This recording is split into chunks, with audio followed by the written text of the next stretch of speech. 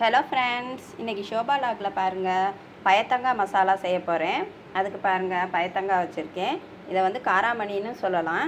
நாங்கள் செட்டிநாடு சைடு பயத்தங்கான்னு சொல்லுவோம். இதை வந்து லாங் பீன்ஸுன்னு சொல்லலாம்.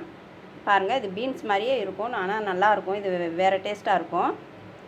மசாலா செஞ்சு சாப்பிட்டோம்னா நல்லா சூப்பராக இருக்கும். இது வந்து எங்கள் வீட்டில் எல்லாருக்குமே ரொம்ப பிடிக்கும். இப்போ இதை எப்படி செய்யலான்னு பார்த்துக்கலாம். ஃபஸ்ட்டு இதை வந்து சின்ன சின்ன பீசஸாக கட் பண்ணிக்குவோம். இப்போ பாருங்கள், இதெல்லாம் சின்ன சின்ன பீசஸாக கட் பண்ணிட்டாச்சு. இப்போ இதை எப்படி செய்யலான்னு பார்க்கலாம் வாங்க. கடாய் வச்சு இதுக்கு தேவையான அளவு எண்ணெய் ஊற்றிக்கலாம்.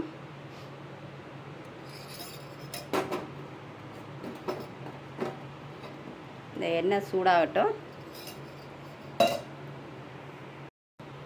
எண்ணெய் சூடாகிடுச்சு. இப்போ கடுகு கொஞ்சம் சேர்த்துக்குவோம்.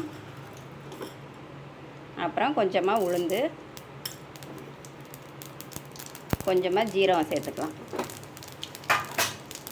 இது பொரிஞ்சதும் கட் பண்ணி வச்சுருக்க வெங்காயம்,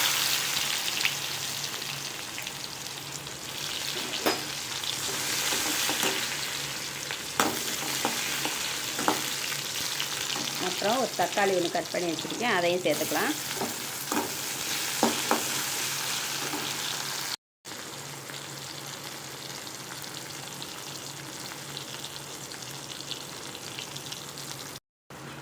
இப்போ பாருங்கள், தக்காளி எல்லாம் நல்லா மசிஞ்சு வந்துடுச்சு. இப்போ வந்து கருவேப்பிலை கொஞ்சம் சேர்த்துக்கலாம். அப்புறம் நம்ம கட் பண்ணி வச்சுருக்க இந்த பயத்தங்காயும் சேர்த்துக்குவோம்.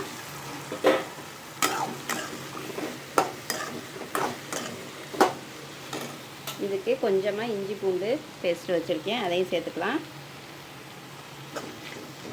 கொஞ்சம் இஞ்சி பூண்டு பேஸ்ட் போட்டால் தான் இது நல்லா கொஞ்சம் வாசனையாகவும் டேஸ்ட்டாகவும் இருக்கும்.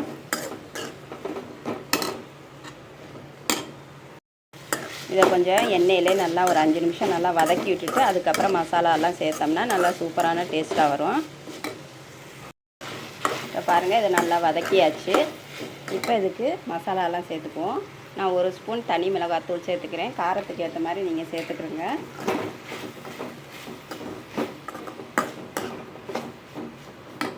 அப்புறம் ஒரு 1/4 ஸ்பூன் மஞ்சள் தூள்,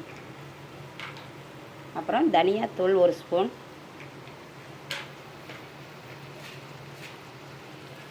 இதுக்கு தேவைக்கேற்ற மாதிரி உப்பு, இது எல்லாத்தையும் சேர்த்து ஒரு வதக்கிடுவோம்.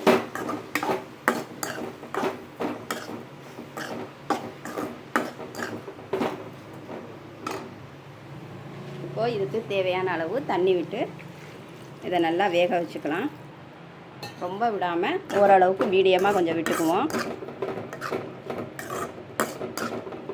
இது கொஞ்சம் நல்லா வெந்து வரட்டும். இப்போ பாருங்கள், காயெல்லாம் கொஞ்சம் ஒரு 50% வெந்திருக்கு. இப்போ இதில் வந்து கொஞ்சமாக தேங்காய் அரைச்சி வச்சுருக்கேன், அதை கொஞ்சம் சேர்த்துக்கலாம். கொஞ்சம் தேங்காய் சேர்த்தா தான் இதுக்கு கொஞ்சம் டேஸ்ட்டு கிடைக்குங்க.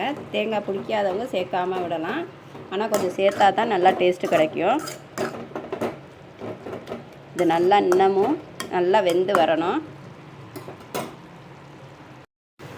இப்போ பாருங்கள், இந்த காயெல்லாம் நல்லா வெந்துருச்சுங்க. பாருங்கள், ஆனால் அந்த தண்ணியெல்லாம் நல்லா ட்ரை ஆகி வரணும். அது வரைக்கும் நல்லா கிண்டிக்கிட்டே இருக்கணும். அப்போ தான் மசாலா ஒன்று சேர்ந்து இந்த சாப்பிடும்போது நல்லா டேஸ்ட்டு கொடுக்கும். இப்போ பாருங்கள், தண்ணியெல்லாம் கொஞ்சம் ட்ரை ஆகிட்டு இந்த எண்ணெய் பிரிஞ்சு வருது பாருங்கள். இப்போ இந்த ஸ்டேஜில் ஸ்டவ் ஆஃப் பண்ணிவிட்டு இறக்கிடலாம். எல்லாம் நல்லா வெந்து வந்துருச்சு. நல்லா சூப்பரான வாசமாக இருக்குங்க. பாருங்கள், நல்லா சூப்பரான நல்லா டேஸ்டியான ஈஸியான மெத்தடில் பயத்தங்காய் மசாலா ரெடி ஆகிடுச்சு பாருங்கள். செட்டிநாடு ஸ்பெஷல் பயத்தங்காய் மசாலா. இது வந்து காராமணி மசாலாவும் சொல்லலாம். நல்லா சூப்பராக இருக்குங்க. இதே மாதிரி நீங்களும் செஞ்சு சாப்பிட்டு பாருங்கள். இந்த டேஸ்ட் உங்களுக்கு கண்டிப்பாக பிடிக்கும். இந்த வீடியோ பிடிச்சிருந்தால் லைக் பண்ணுங்கள், சப்ஸ்கிரைப் பண்ணுங்கள், கமெண்ட் பண்ணுங்கள்.